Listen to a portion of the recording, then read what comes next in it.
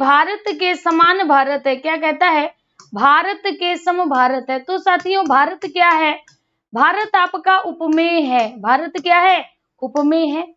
और यहाँ पर अगला आप क्या देख रहे हो? कहा जा रहा है सम। तो आप सभी को पता है सम किस में आता है?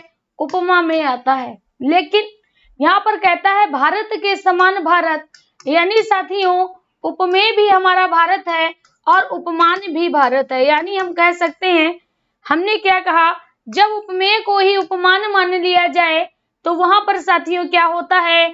अनन्वय होता है। आपका राइट विकल्प क्या आ जाएगा? बी चला जाएगा। यानी हम कह सकते हैं कि जब उपमेय को ही उपमान मान लिया जाए तो साथियों वहां पर आपका क्या होता है? आपका अनन्वय अलंकार होता है। वी विकल्प आपका राइट चला जाएगा। वी विकल्प सही हो जाएगा। अगला प्रश्न देखिएगा, कहता है जिस छंद के प्रथम तथा तृतीय चरण में 12-12 मात्राएं, यानी कहता है पहले और तीसरे चरण में 12-12 मात्राएं होती हैं, द्वितीय तथा चतुर्थ चरण में यानी दूसरे और चौथे चरण में 7-7 मात्राएं होती हैं। कितनी? 7-7। यानी कितना होता है? 12 और 7 का क्रम होता है। कितना? 12 और 7 का क्रम होता है। मालिनी में साथियों आपको पता होगा ये तो वर्ण पर आधारित छंद है, इसमें 15 वर्ण होते हैं। ट्रिक भी आपको पता होगी, ना ना मा या। ठीक है। अगर साथियों बरबई की बात करें तो इसमें क्या होता है? 12 और 7 होता है। रोला की बात करें तो इसमें 24 होते हैं। इंद्र वज्रा की बात करें तो साथियों इसमें 11 वर्ण होते हैं। तो यहाँ पर आप क्या देख रहे हैं? यहाँ पर आप देख रहे हैं 24 मात्राएं नहीं, क्या पूछा गया? 12 और 7 पूछा गया। तो विकल्प आपका क्या जाएगा? बी चला जाएगा। याद रखिए साथियों ये अवधी भाषा का निजी छंद है। क्या कहेंगे? ये अवधी भाषा का निजी छंद माना गया है इसको। ऑप्शन साथियों क्या चला जाएगा? बी चला जाएगा। अगला प्रश्न कहता है अमी हलाहल मद भरे शीत श्याम रत्नार जियत मरत झुकी झुकी परत जिय चितवत एक बार। देखिएगा अमी अमृत, हलाहल विष, मद भरे मतलब शराब। यानी साथियों ये आंखों के विषय में कहा गया है। क्या कहा गया? कि आंखें कैसी लग रही हैं? अमी यानी कुछ आंखें तो अमृत से भरी लग रही हैं, कुछ साथियों विष से भरी लग रही हैं, और कुछ कैसी लग रही हैं? कुछ साथियों मदिरा से यानी शराब से पूर्ण लग रही हैं। किससे? शराब से पूर्ण लग रही हैं। ठीक है। श्वेत श्याम रत्नार, जो अमृत से भरी हुई हैं वह श्वेत दिखाई दे रही हैं। जो साथियों विष से भरी हैं वह कैसी? श्याम यानी काली दिखाई दे रही हैं। और जो शराब से भरी हैं वो लाल दिखाई दे रही हैं। यानी क्या कहा गया? रत्नार कहा गया। ठीक है, रत्नार कहा गया। क्या कहा गया? रत्नार कहा गया। रत्नार मतलब लाल दिखाई दे रही है। जियत मरत झुकी झुकी परत जही चितवत एक बार। और ये आंखें जिधर भी देखती हैं अगर श्वेत हैं यानी अमृत से भरी हैं तो उनको देखकर स्नान क्या करता है? जी उठता है। जैसे अमृत का पान करके जी उठता है। मरत विष को पीने के बाद क्या उठता है? मर जाता है। और साथियों अगर शराब पिया होगा तो क्या होगा? झुक झुक जाएगा। क्या होगा? झुक झुक जाएगा। तो यहाँ पर आप क्या देख रहे हो? ये जो पंक्तियां हैं साथियों किसने कही हैं? रसलीन के द्वारा कही गई हैं। ऑप्शन आपका बी चला जाएगा। ऑप्शन क्या चला जाएगा? ऑप्शन साथियों बी चला जाएगा। याद रखिएगा। अगला प्रश्न कहता है तोड़ती पत्थर कैसी कविता है? तो देखिए साथियों ये हमने आपको बताया था कि जो तोड़ती पत्थर है वह है क्या? वह साथियों कविता है। किसने लिखी है? वह साथियों निराला जी के द्वारा लिखी गई है। किसके द्वारा लिखी गई है? निराला जी के द्वारा लिखी गई है। साथियों ये जो तोड़ती पत्थर है ये कविता वास्तविकता पर आधारित है। किस पर है? वास्तविकता पर आधारित है। वास्तविकता पर आधारित है तो हम क्या कह सकते हैं इसको? साथियों देखिएगा यहाँ पर कहता है व्यंग्य किया गया, किसी पर कमेंट करा गया ना, कमेंट नहीं किया गया, ना उपदेश दिया गया, यथार्थवादी स्पष्टवादी। साथियों इसमें वास्तविकता का वर्णन है तो ये क्या होगी? यथार्थवादी होगी। आपका सी विकल्प राइट चला जाएगा। सी विकल्प आपका सही हो जाना है। चलिए बहुत बढ़िया। इस प्रश्न के विषय में हमने एक बार और भी बता चुके हैं शायद, है ना, जब तोड़ती पत्थर के लेखक पूछे थे तब बताया था। यहाँ पर कहता है अष्टछाप के सर्वश्रेष्ठ भक्त कवि के रूप में लिया जाता है। देखिएगा, अगर पूछा जाए अष्टछाप की स्थापना कब हुई थी? 1565 में हुई थी। कब हुई थी? 1565 में हुई थी। याद रखिए साथियों, अष्टछाप की स्थापना किसने की थी? विठल नाथ जी ने की थी। किसने की थी? विठल नाथ जी ने की थी। विठल नाथ कौन थे साथियों? वल्लभाचार्य जी के पुत्र थे। किसके थे? वल्लभाचार्य जी के पुत्र थे। वल्लभाचार्य जी के पुत्र थे। अगर अष्टछाप की बात करें तो अष्टछाप में साथियों 8 कवि थे। चार कवि जो थे वह वल्लभाचार्य के थे, 4 शिष्य वल्लभाचार्य जी के थे, और 4 कवि जो थे साथियों वह विठल नाथ जी के थे। किसके थे? विठल नाथ जी के थे। इस तरह से 8 कवियों से मिलकर बना था, इसीलिए इसका नाम क्या था? अष्टछाप था। क्या था? अष्टछाप था। अगर साथियों अष्टछाप का श्रेष्ठ कवि की बात करें, क्या करें? अष्टछाप का श्रेष्ठ कवि की अगर बात करें तो साथियों याद रखिएगा, अष्टछाप का जहाज, हम क्या कह सकते हैं? अष्टछाप का जहाज किसे कहा जाता है? सूरदास जी को कहा जाता है। और सूरदास जी के गुरु का नाम क्या था? वल्लभाचार्य था। यानी ये किसके शिष्य माने जाते हैं? वल्लभाचार्य जी के शिष्य माने जाते हैं। यही सूरदास हैं जिनको अष्टछाप का जहाज कहा जाता है, जिनको साथियों अष्टछाप के सर्वश्रेष्ठ भक्त कवि के रूप में देखा जाता है। ऑप्शन क्या जाएगा? बी चला जाएगा। क्या जाएगा? बी चला जाएगा। चलिए आगे बढ़ते हैं। अगला प्रश्न कहते हैं रामचरितमानस की भाषा क्या है? अब आप बताइए, यहाँ पर लिखा है रामचरितमानस, तो आपको पता है जो रामायण लिखी गई है वह साथियों संस्कृत में लिखी गई है। जो आपकी पौमचरिऊ लिखी गई है, वह क्या है? किसमें लिखी गई है? अपभ्रंश में लिखी गई है। साथियों जो रामचरितमानस है वह आपके हिंदी भाषा में लिखी गई है, और मुख्य रूप से उसकी भाषा क्या मानी जाती है? अवधी मानी जाती है। रामचरितमानस साथियों आपके मध्यकाल में लिखा गया, और इसको किसने लिखा है? तुलसीदास जी ने लिखा है। किसने लिखा है? तुलसीदास ने लिखा है। इसमें साथियों 7 कांड है। कितने हैं? 7 कांड है। इसमें क्या है? 7 कांड है। ठीक है। इसी की रचना के कारण तुलसीदास को क्या कहा गया? मानस का हंस कहा गया। क्या कहा गया? मानस का हंस कहा गया। और साथियों कवि शिरोमणि भी कहा गया। क्या कहा गया? कवि शिरोमणि के नाम से जाना गया। इन्हीं को साथियों लोकनायक कवि कहा गया। लोकनायक कवि के नाम से संबोधित किया गया। तो ऑप्शन आपका क्या जाना है? डी चला जाएगा। क्या चला जाएगा? डी चला जाएगा।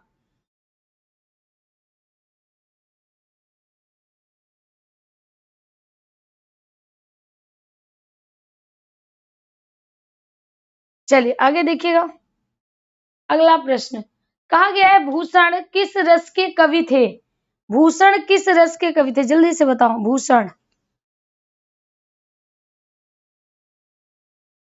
भूषण किस रस के कवि है? तो देखिएगा साथियों, पहला है रौद्र रस, करुण रस, वीर रस और श्रृंगार रस।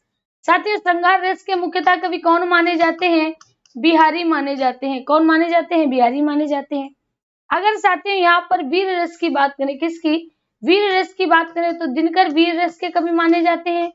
सुभद्रा कुमारी चौहान, वो भी साथियों किस रस की मानी जाती हैं? वीर रस की मानी जाती हैं। अब साथियों भूषण की रचनाओं के विषय में थोड़ा हम बात कर लेते हैं। भूषण ने क्या लिखा? भूषण ने साथियों लिखा है शिवा वावनी। क्या लिखा है? शिवा वावनी। शिवराज भूषण, ठीक है। छत्रसाल दशक। साथियों ये जो रचनाएं इन्होंने लिखी हैं वह साथियों इन्होंने रचनाएं किस पर आधारित हैं? इनकी जो रचनाएं हैं साथियों वो शिवाजी पर आधारित है। और इन्होंने शिवाजी की किसका गुणगान किया है? वीरता का गुणगान किया है। अर्थात साथियों क्या जाएगा? वीर रस चला जाएगा। सी विकल्प आपका राइट होगा। सी विकल्प आपका राइट हो जाएगा। चलिए बहुत बढ़िया। बहुत अच्छे। जो साथी हमारे चैनल पे नए जुड़ते हैं वो प्लीज चैनल को सब्सक्राइब कर लें। हिंदी का आदि कवि किसे माना जाता है? जैसे ही प्रश्न पूछा गया हिंदी का आदि कवि, क्या कहा गया? आदि कवि। आदि किसे कहा जाता है? सबसे पुराना। क्या कहा जाता है? सबसे पुराना, या हम कह सकते हैं प्रथम कवि। क्या कहते हैं? प्रथम कवि।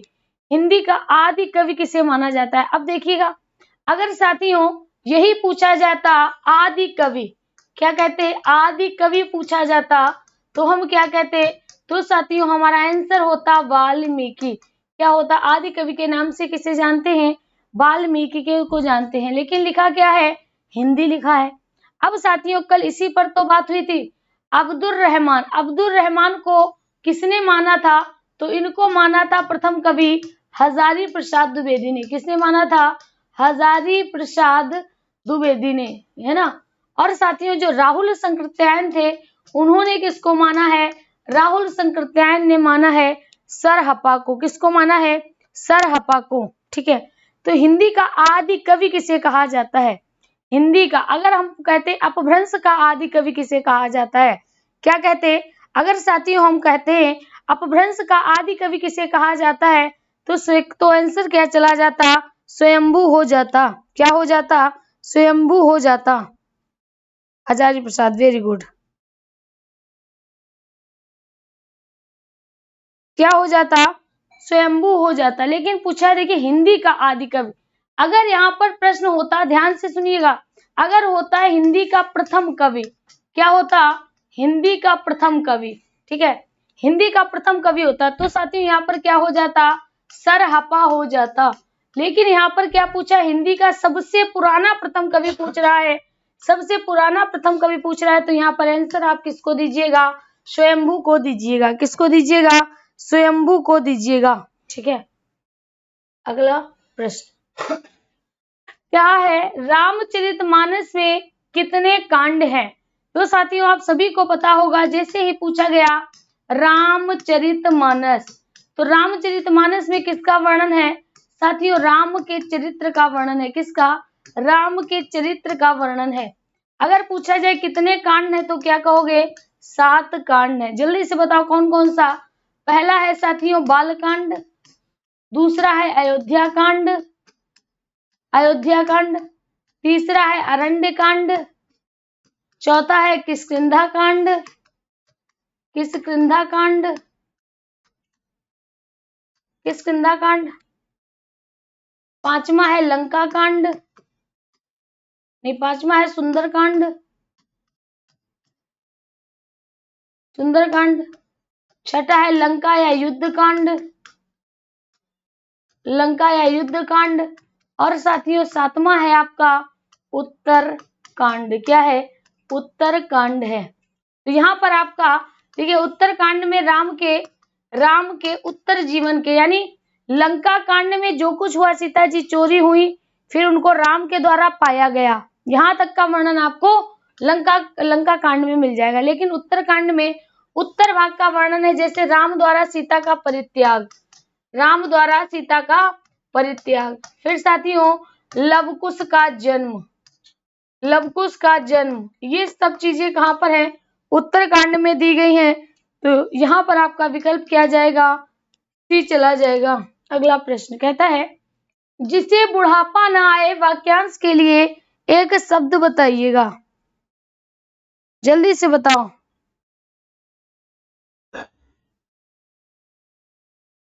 जल्दी से बताओ, यहाँ पर जिसे बुढ़ापा ना आए वाक्यांश के लिए एक शब्द दीजिएगा। तो आपने क्या कहा? निर्झर, जो झरता नहीं है, निर्जर जो बूढ़ा नहीं होता है, अजर, देखिए निर मतलब नहीं, जर मतलब बूढ़ा, बूढ़ा, सॉरी जो जर साथियों क्या होता है? जर बुढ़ापा को कहते हैं। अजर, आ मतलब नहीं, जर मतलब बूढ़ा, बूढ़ा, और अमर जो ना मरे, जो ना मरे, तो अमर तो होगा नहीं और निर्जर भी नहीं होगा। अब देखिएगा अमर और निर्जर और अजर, निर्जर और अजर, ठीक है, जिसे बुढ़ापा ना आए, जिसे बुढ़ापा ना आए। अब देखिएगा यहाँ पर साथियों आपके सामने क्या लिखा? निर्जर और अजर। ठीक है, तो इसमें क्या होगा, आ मतलब होता है नहीं, और जर साथियों कहते हैं, जर बीमारी को कहते हैं, या साथियों बुढ़ापा को भी कहते हैं, बुढ़ापा को कहते हैं या रोग को कहते हैं। तो यहाँ पर हम क्या कह सकते हैं, जिस जो बूढ़ा ना हो या जिसको जो रोग ना हो वो निरोगी कहा कहलाता है। लेकिन यहाँ पर जिस पर बुढ़ापा ना आए वह साथियों क्या कहलाएगा, अजर कहलाएगा, अजर। जो ना मरे वह अमर कहलाएगा। ऑप्शन आपका क्या जाएगा, 10 का सी चला जाएगा। क्या होगा, 10 का सी हो जाएगा। अगला प्रश्न कहता है तिमिर शब्द का विलोम। अब देखिएगा साथियों, तिमिर किसे कहते हैं, तिमिर को अंधेरा कहते हैं, इसी को साथियों क्या कह सकते हैं, अंधकार कह सकते हैं, इसी को साथियों हम तमस कह सकते हैं। क्या कह सकते हैं, तमस कह सकते हैं। अब देखिएगा सबसे पहला है आलोक, दूसरा है किरण, तीसरा है रंगीन और चौथा है रंगहीन। अब इसका क्या पूछा गया है, इसका विलोम पूछा गया है। तो इसका विलोम क्या होगा, विलोम होगा प्रकाश। प्रकाश को ही साथियों क्या कहा कहते हैं, आलोक कहते हैं। क्या कहते हैं, आलोक कहते हैं। तो यहाँ पर आपका विकल्प क्या जाएगा, ए हो जाएगा, आलोक हो जाएगा। किरण साथियों प्रकाश की जो एक सिंगल रे होती है ना उसको किरण कहते हैं। रंगीन भी नहीं होगा, रंगहीन भी नहीं होगा। आपका विकल्प क्या चला जाएगा, ए चला जाएगा। अगला प्रश्न कहता है अनुचर का पर्यायवाची शब्द नहीं है। बहुत बढ़िया प्रश्न है। जैसे ही आया अनुचर, देखिएगा अनु मतलब होता है साथियों पीछे पीछे, क्या पीछे पीछे, चर मतलब चलने वाला, पीछे पीछे चलने वाला कौन होता है, तो आप तत्काल कहोगे नौकर होता है। पीछे चलने वाला कौन होता है साथियों, पीछे पीछे चलने वाला आपका नौकर होता है। तो उसको हम क्या कहते हैं, भृत्य कहते हैं, हाँ कहते हैं। उसको हम चाकर कहते हैं, हाँ कहते हैं। उसको हम सेवक कहते हैं, हाँ कहते हैं। उसको हम अनुचर कहते हैं, कहते हैं। उसको हम नौकर कहते हैं, कहते हैं। उसको निर्जर नहीं कहेंगे। ऑप्शन हो जाएगा डी। निर्जर किसे कहते हैं, निर्जर साथियों कहते हैं झरना को। किसको कहते हैं, झरना को। तो विकल्प आपका क्या जाएगा, विकल्प साथियों चला जाएगा 12 का हो जाएगा डी। क्या हो जाएगा, डी हो जाएगा। 12 का क्या हो जाएगा, डी हो जाएगा। अगला प्रश्न देखिएगा, कहता है बिनु गोपाल बैरनी भई कुंजे, इस पंक्ति में कौन सा रस है। तो देखिएगा कहता है बिनु गोपाल यानी बिना गोपाल के, बैरनी भई कुंजे, बैरनी मतलब वैरिन हो गई है। वैरी किसे कहते हैं, दुश्मन को कहते हैं। तो कहते हैं कि जब से गोपाल चले गए हैं छोड़ के, बिना गोपाल के, अब तो बैर हो गई हैं, बैरी हो गई हैं, शत्रु बन गई है। कौन, कुंज। कुंज मतलब क्या कहते हैं, उपवन भी साथियों कैसे हो गए हैं, तो वह भी दुश्मनी निकालने लगे हैं, शत्रु के समान व्यवहार करने लगे हैं। इस पंक्ति में कौन सा रस होगा, तो तत्काल आप क्या कहोगे कि इन पंक्तियों में साथियों वियोग श्रृंगार होगा। क्यों, क्योंकि साथियों गोपियां जो है वो बिना गोपाल के हैं। गोपियां बिना गोपाल का वर्णन कर रही हैं, अर्थात साथियों उनके जो प्रेमी हैं गोपाल, उनके प्रेमी जो कृष्ण हैं वह उनसे कैसे हैं, अलग हो गए हैं। कैसे हो गए हैं, अलग हो गए हैं। तो ऑप्शन आपका क्या जाएगा, ऑप्शन साथियों यहाँ पर चला जाएगा ए। अगला प्रश्न कहता है तत्सम शब्द का चयन करिए। जैसे ही प्रश्न पूछा गया तत्सम, तत्सम मतलब क्या होगा, संस्कृत का शब्द आपको ढूंढना पड़ेगा। क्या ढूंढना पड़ेगा, संस्कृत का शब्द ढूंढना पड़ेगा। देखिएगा पहला है एला, कलेश, किरण और कसौटी। तो साथियों जो एला है वह कैसा है, तत्सम है। ठीक है, जो साथियों कलेश है ना, कलेश, ये आपका क्या है, तद्भव है। ठीक है, जो आपका किरण है, क्या है, किरण है, ये भी क्या है, तद्भव है। जो साथियों आपका कसौटी, क्या दिया है, कसौटी है, वो भी आपका क्या है, तद्भव है। अब देखिएगा क्या होगा, कलेश का क्या हो जाएगा, कलेश का हो जाएगा क्लेश। ठीक है, किरण का क्या हो जाएगा, किरण का हो जाएगा किरण। कसौटी का क्या हो जाएगा, कस पट्टिका क्या हो जाएगा? कस पट्टिका हो जाएगा। क्लियर? तो यहाँ पर ऑप्शन क्या जाएगा? एला जो है वह साथियों कैसा है? तत्सम है। इसका अगर तद्भव पूछा जाए तो साथियों इलायची इसका तद्भव होता है। क्या होता है? इलायची जो होता है वह इसका तद्भव होता है। ऑप्शन आपका ए रहेगा। चलिए ये बात भी याद रखिएगा।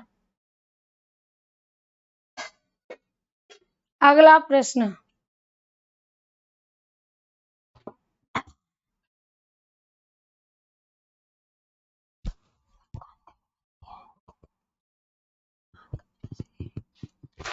चलिए देखिएगा, दुकान और मौसम किस भाषा के शब्द हैं? क्या कहते हैं? दुकान और मौसम। तो देखिएगा, पहला लिखा है अरबी, दूसरा लिखा है फारसी, तुर्की और अंग्रेजी। तो साथियों याद रखिएगा, जो दुकान और मौसम है वह हमारे फारसी भाषा के शब्द हैं। ऑप्शन आपका चला जाएगा बी। अगला प्रश्न कहता है, सुजन शब्द में प्रयुक्त उपसर्ग। सुजन शब्द में प्रयुक्त उपसर्ग बताइएगा कौन सा है? सुजन शब्द में प्रयुक्त उपसर्ग बताइएगा फटाफट, बिना समय लिए हुए आपको बताना है कि जो सुजन शब्द है उसमें उपसर्ग क्या है। तो देखिएगा साथियों, आप सभी को पता है उपसर्ग कहाँ आता है। उपसर्ग कहाँ आता है? तो उपसर्ग आता है प्रारंभ में। कहाँ आता है? प्रारंभ में आता है। क्या लिखा है? लिखा है आपका सुजन। क्या लिखा है? सुजन। अब देखिए यहाँ पर पहला क्या है? सु है, दूसरा जन है। तो इसमें सु आपका क्या है? सु साथियों आपका उपसर्ग है। सु क्या है? उपसर्ग है। और जो जन है, जन आपका क्या है? जन साथियों आपका शब्द है। ठीक है, अगर हम इसी जन में ता प्रत्यय लगा देंगे तो जनता हो जाएगा। तो हम क्या देख रहे हैं? जन जो है वह शब्द है। कैसा शब्द है? मूल शब्द है। उपसर्ग क्या है? सु लगा है। आपका विकल्प क्या हो जाएगा? ए विकल्प हो जाएगा, सु हो जाएगा। ठीक है, अगला प्रश्न देखिएगा। अगला प्रश्न कहता है, चिरायंद शब्द में प्रयुक्त प्रत्यय। आपने सुना होगा कुछ लोग कहते हैं भाई चिरायंद ना करो, है ना? तो वही प्रश्न पूछ रहा है कि चिरायंद शब्द में प्रयुक्त प्रत्यय क्या है? दा, एद, आयंद या आइंद? आयंद या आइंद, जल्दी से बताइए। तो यहाँ पर क्या कह रहा है? कह रहा है चिरायंद। क्या कहता है? चिरायंद। तो साथियों देखिएगा यहाँ पर चिर हमारा क्या हुआ? चिर तो मूल शब्द हो गया। चिर क्या हुआ? मूल शब्द हो गया। अब यहाँ पर जो लिखा है आपको बताना है, दा है नहीं है, एद भी नहीं होगा, आइंद है या आयद है। तो आप कहते हो कि अगर आइंद होता तो क्या होता? तो चिराइंद होता। क्या होता? चिराइंद होता। लेकिन लिखा क्या है? चिरायंद लिखा है। तो यहाँ पर क्या जाएगा? यहाँ पर साथियों चिर निकल जाएगा, आयद बचेगा। तो विकल्प हमारा क्या जाएगा? विकल्प साथियों डी चला जाएगा। चिर धन आयंद हो जाएगा, चिरायंद हो जाएगा। ऑप्शन हो जाएगा डी। ऑप्शन क्या हो जाएगा? डी हो जाएगा। ठीक है, चलिए बहुत बढ़िया। कि साथियों की संख्या बढ़ने की बजाय घट क्यों रहे हैं? चलिए बहुत बढ़िया। अगला प्रश्न देखिएगा। अगला प्रश्न कहता है, निम्नलिखित में भाववाचक संज्ञा कौन सी है? क्या पूछ रहा है? भाववाचक संज्ञा। क्या पूछ रहा है? भाववाचक संज्ञा के बारे में पूछ रहा है कि भाववाचक संज्ञा कौन सी होगी। पहला है साथियों शत्रुता। तो देखिएगा इसमें आपका शत्रु प्लस ता। ठीक है, यहाँ पर आपका है वीर। वीर आपका क्या है? ये साथियों आपका विशेषण है। मनुष्य ये आपकी जातिवाचक संज्ञा है। ये साथियों गुरु हो गया, वह आपका क्या है? जातिवाचक संज्ञा है। तो आपने क्या देखा? जो शत्रु है वह आपका क्या है? जातिवाचक है। इसमें क्या लग गया? प्रत्यय लग गया। और साथियों इससे क्या बन गया? आपका भाव व्यक्त होने लगा। भाववाचक संज्ञा होगी। पहला विकल्प आपका राइट जाएगा। पहला विकल्प राइट जाएगा, ए हो जाएगा। क्या हो जाएगा? ए हो जाएगा। अगला प्रश्न कहता है विशेषण के कितने प्रकार होते हैं। जैसे ही प्रश्न पूछा गया विशेषण, क्या पूछा गया, विशेषण। विशेषण कहते किसे हैं, तो याद रखिएगा विशेषता बताने वाले शब्द, किसको कहते हैं, विशेषता बताने वाले शब्द जो होते हैं वह क्या कहलाते हैं, विशेषण कहलाते हैं। कितने प्रकार होते हैं, 4 प्रकार होते हैं। सबसे पहला सार्वनामिक, पहला क्या होता है, सार्वनामिक हो जाता है, ठीक है। दूसरा क्या होता है, गुणवाचक होता है, क्या होता है, गुणवाचक होता है। तीसरा आपका क्या होता है, संख्यावाचक होता है। चौथा आपका क्या होता है, चौथा साथियों परिमाणवाचक हो जाएगा, क्या होगा, परिमाणवाचक हो जाएगा। ऑप्शन आपका क्या जाएगा, बी विकल्प चला जाएगा। चौथा राइट विकल्प होगा, डी विकल्प आपका बी विकल्प आपका राइट होगा। अगला बताना है आपको किस वाक्य में क्रिया सामान्य भूतकाल में है। तो जैसे ही प्रश्न पूछी गई सामान्य भूतकाल में, क्या पूछा गया, सामान्य भूतकाल के बारे में पूछा गया। तो हमने आपको क्या बताया था कि अगर सामान्य भूतकाल में है तो ई या ए आएगा, ठीक है, ई या ए आएगा। तो यहाँ पर हमने क्या कहा, पहला लिखा है उसने पुस्तक पढ़ी, तो इसके अंत में ई आया है, सामान्य हो जाएगा, क्या हो जाएगा, सामान्य भूत हो जाएगा, क्या होगा, सामान्य भूत हो जाएगा।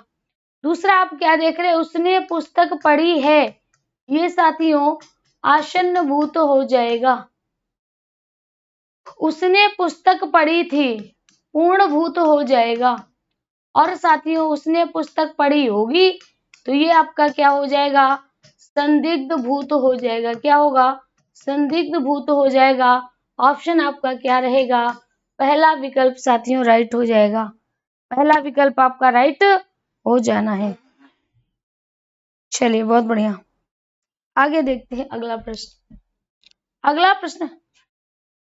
अगला प्रश्न कहता है हमारे देश में जय चन्नों की कमी नहीं है। क्या कहता है, हमारे देश में जय चन्नों की कमी नहीं है, संज्ञा के किस भेद के अंतर्गत आता है। तो देखिएगा अब यहाँ पर हमारे देश में, एक तो लिखा है हमारे देश में जय चन्नों की कमी नहीं, जय चन्नों में पूछा गया है कि जय चन्नों में कौन सा होगा।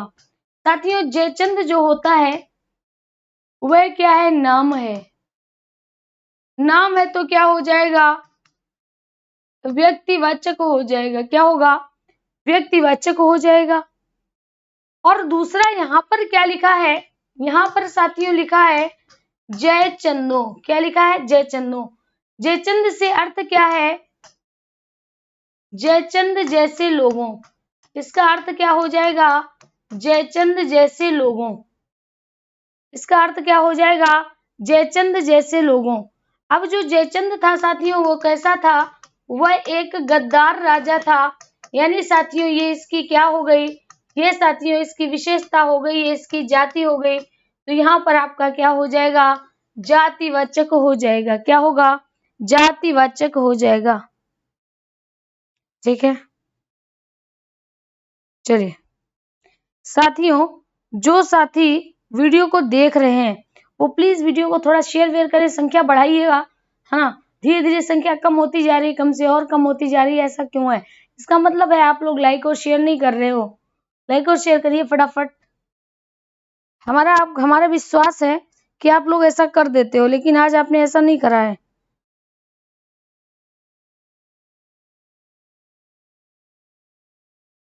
अंग्रेजी सरकार से मुखबरी नहीं करता था, ये साथियों मुगल साम्राज्य के राजा से मिल गया था जाके, मुगल साम्राज्य का जो राजा था उससे मिल गया था, कह सकते हैं। और उसी से मोहम्मद गोरी से जो पृथ्वीराज का युद्ध हुआ था उसी में इसने पृथ्वीराज के साथ गद्दारी करी थी, ठीक है। चलिए आगे बढ़ते हैं। अगला प्रश्न कहता है मैं अभी आ रहा हूं, इस वाक्य में कौन सा कालबोधक क्रिया विशेषण निहित है, पहचान करें। क्या कह रहा है, मैं अभी आ रहा हूं, देखिएगा ध्यान से, मैं अभी आ रहा हूं, पूछ रहा है कि काल बोधक, जैसे ही पूछा गया काल बोधक तो आपको तुरंत ही पता चला काल बोधक का मतलब क्या होता है साथियों, समय का बोध कराने वाला। क्या होता है? समय का बोध कराने वाला शब्द होता है। तो इस पूरे में आपको कौन सा शब्द समय का बोध कराता है? कौन सा शब्द समय का बोध करा रहा है? आप बताइए। क्या मैं नहीं, मैं तो सर्वनाम है। आ रहा हूं, आना क्रिया है मुख्य, रहा हूं सहायक क्रिया है। तो राइट विकल्प क्या जाएगा साथियों? अभी अभी क्या बताता है? समय को बताता है। ऑप्शन साथियों क्या होगा? बी विकल्प आपका राइट चला जाएगा। क्या हो जाएगा? बी विकल्प आपका राइट हो जाना है। चलिए आगे बढ़ते हैं। अगला प्रश्न, अगला प्रश्न कहता है उच्छ्वास का सही संधि विच्छेद। तो जैसे कहा गया उच्छ्वास, क्या बोला गया? उच्छ्वास बोला गया। अब आप क्या देख रहे हो यहाँ पर? क्या है? चा और छा है। तो इसका मतलब जो चा है वह क्या है? ता है। उत प्लस श्वास हो जाएगा। इसमें साथियों ता चा में बदल जाता है और सा छा में बदल जाता है। तो क्या होता है? उच्छ्वास हो जाता है। क्या होता है? उच्छ्वास हो जाता है। ऑप्शन क्या होगा साथियों? उत प्लस श्वास हो जाएगा। बी विकल्प आपका राइट होगा। बी विकल्प राइट हो जाएगा। अगला प्रश्न देखिएगा क्या कहता है? समाप्ति सूचक चिन्ह की पहचान करें। साथियों क्या कहता है? समाप्ति सूचक यानी समाप्ति की सूचना देने वाला चिन्ह, देने वाला चिन्ह। तो समाप्ति की सूचना कौन देगा? ये देगा, ये देगा, ये देगा। तो ये वाला देता है। ठीक है। और दूसरा कहता है या साथियों जब आप समाप्त करते हो ऐसे लगा देते हो, या साथियों आप ऐसे कर देते हो, या आप ऐसे करके कर देते हो ना। तो ये सब क्या है? ये समाप्ति सूचक चिन्ह है। ये साथियों त्रुटि पूरक चिन्ह है। त्रुटि पूरक चिन्ह है। ये आपका विभाजिता चिन्ह है। क्या है? विभाजिता चिन्ह है। तो ऑप्शन आपका क्या जाएगा? ऑप्शन साथियों चला जाएगा ए। क्या जाएगा? ए चला जाएगा। क्लियर? चलिएगा आगे बढ़ते हुए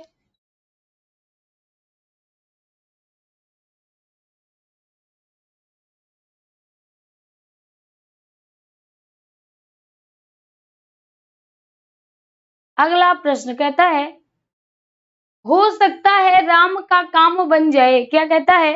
हो सकता है राम का काम बन जाए। जल्दी से बताओ ये कैसा है साथियों? निषेधात्मक है, प्रश्नवाचक है, या साथियों संदेहवाचक है? तो आपने क्या कहा? अगर निषेध होता तो या तो नहीं होता, या मत होता, या कभी नहीं होता। ठीक है। अगर साथियों प्रश्नवाचक होगा तो कोई प्रश्न सूचक शब्द होगा।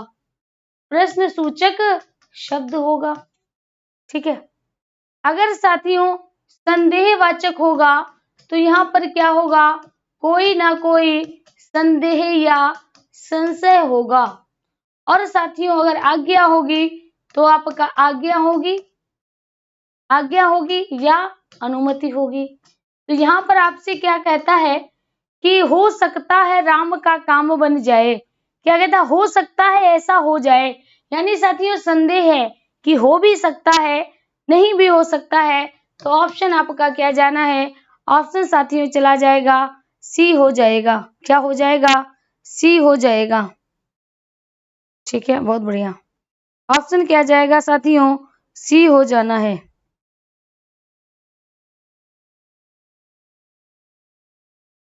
आगे देखिएगा अगला प्रश्न। अगला प्रश्न बहुत बढ़िया है।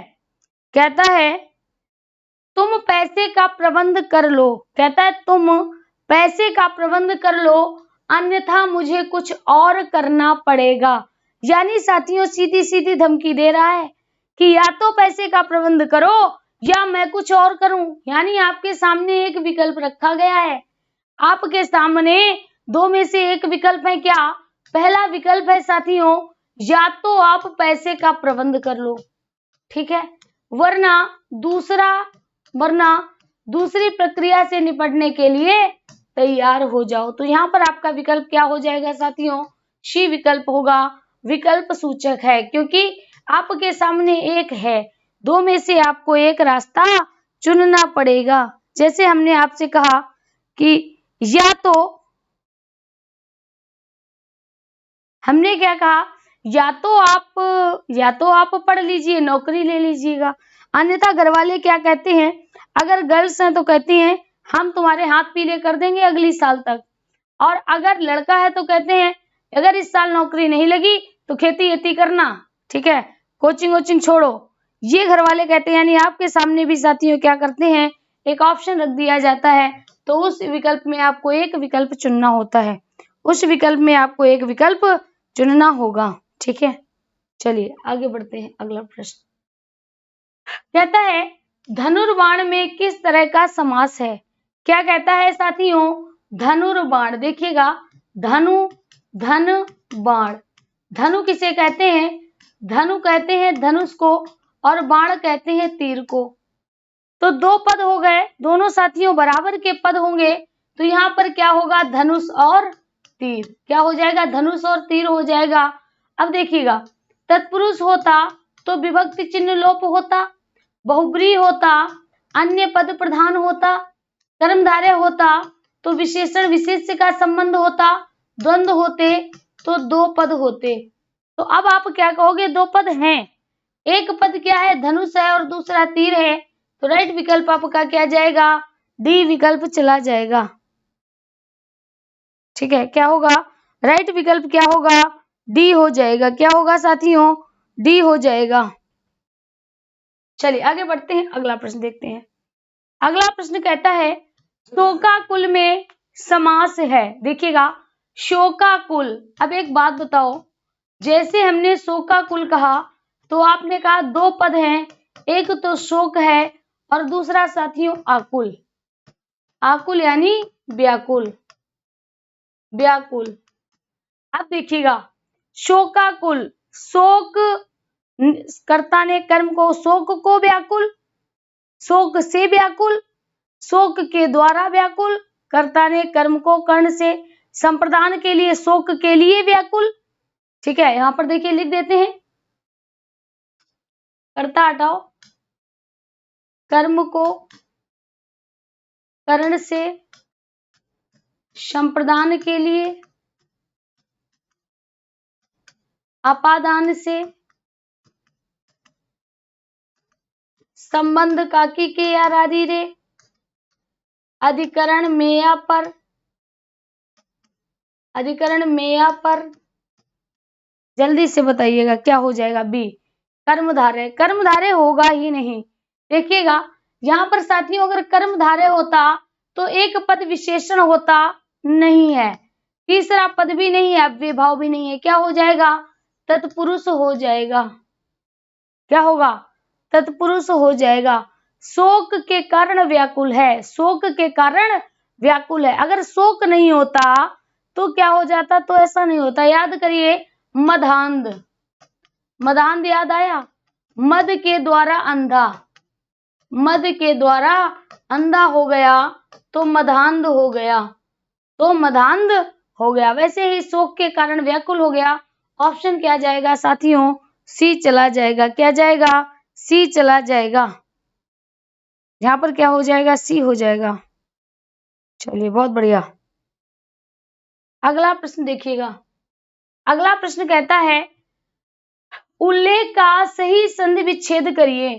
तो जैसे ही आपको देखने को मिला उल्लेख, क्या मिला? उल्लेख मिला, आपने तुरंत पकड़ लिया डबल ला है, इसका मतलब ये क्या होगा? ता होगा, उत प्लस लेख हो जाएगा। अगर पूछी जाए कौन सी संधि है, तत्काल आप टिक किसको लगाइएगा? व्यंजन संधि को लगाइएगा। ऑप्शन हो जाएगा उत प्लस लेख। क्या हो जाएगा? उत प्लस लेख हो जाएगा, उत प्लस लेख हो जाना है। चलिए बहुत बढ़िया। क्या हो जाएगा? उत प्लस लेख हो जाएगा। आगे देखिएगा, अगला प्रश्न क्या कहता है? कहता है कौन सी ध्वनि महाप्राण नहीं है? आपको बताना है कौन सी ध्वनि महाप्राण नहीं है। तो साथियों जब भी आपसे महाप्राण पूछी जाए, आप याद रखिएगा दूसरा वर्ण, चौथा वर्ण या शा खा शा हा होगा। तो देखिएगा खा दूसरा वर्ण है, का खा गा घा, घा चौथा है, जा तीसरा है, चा छा जा जहा, झा चौथा है। तो आप किसको टिक लगाइएगा? जा को लगाइएगा, क्योंकि जा कैसा है? जा साथियों आपका तीसरा वर्ण है। तो ये आपका क्या हो जाएगा? ये आपका अल्प प्राण हो जाएगा। अल्प प्राण में पहला, तीसरा, पांचवा आता है यारा, लावा आता है। ठीक है, अगला प्रश्न कहता है निम्न में से कौन सा व्यंजन संघर्षी है? क्या कहता है? निम्न में से कौन सा व्यंजन संघर्षी है? फटाफट बताइएगा, इसमें संघर्षी व्यंजन कौन सा है? तो साथियों यहाँ पर देखिएगा, अगर हम बात करें संघर्षी, तो साथियों संघर्षी में आपके आते हैं 4 वर्ण। कितने आते हैं? 4। इन्हीं को क्या कहते हैं? ऊष्म वर्ण भी कहते हैं। क्या कहते हैं? ऊष्म वर्ण कहते हैं। कौन कौन से? शा, खा, शा, हा। तो यहाँ पर देखिएगा क्या लिखा है? झा लिखा है, ठा लिखा है, हा लिखा है, मा लिखा है। तो ऑप्शन आपका क्या चला जाएगा? सी चला जाएगा। क्या चला जाएगा साथियों? सी चला जाएगा। हा हो जाएगा। क्या हो जाएगा? हा हो जाएगा। ठीक है,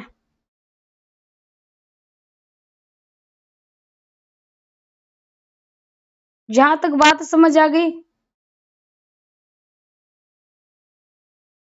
आगे देखिएगा अगला प्रश्न। अगला प्रश्न और अंतिम प्रश्न है, कहता है व्यवहारिक रूप से शब्द सही है। जल्दी से बताइएगा, व्यवहारिक रूप से शब्द सही है। कौन सा शब्द सही है? व्यवहारिक, व्यावहारिक, व्यवहारिक या व्यवहारिक? तो आप क्या कहोगे?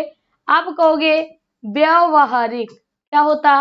व्यवहारिक हो जाता है। ठीक है, तो साथियों आप क्या करोगे? कौन सा विकल्प लगाओगे? अब देखिएगा, यहाँ पर आप देखिएगा व्यवहारिक तो होगा नहीं और ये भी नहीं होगा। अब देखिएगा व्यवहारिक ये है और व्यावहारिक, तो ऑप्शन क्या जाएगा? ऑप्शन साथियों बी चला जाएगा, व्यवहारिक हो जाएगा। क्या हो जाएगा? व्यावहारिक हो जाएगा।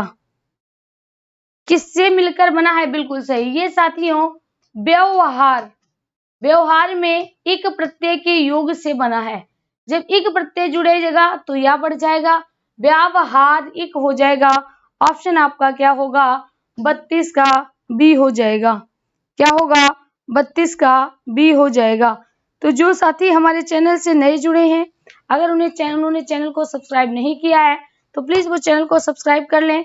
और हाँ, आज के लिए इतना ही है। वीडियो को ज्यादा से ज्यादा लाइक और शेयर करो। जब तक साथियों शेयर लाइक आपके लाइव साथियों की संख्या नहीं बढ़ेगी तब तक थोड़ा मजा नहीं आएगा। तो चलिए आज की क्लास को यहीं पर खत्म करते हैं। धन्यवाद।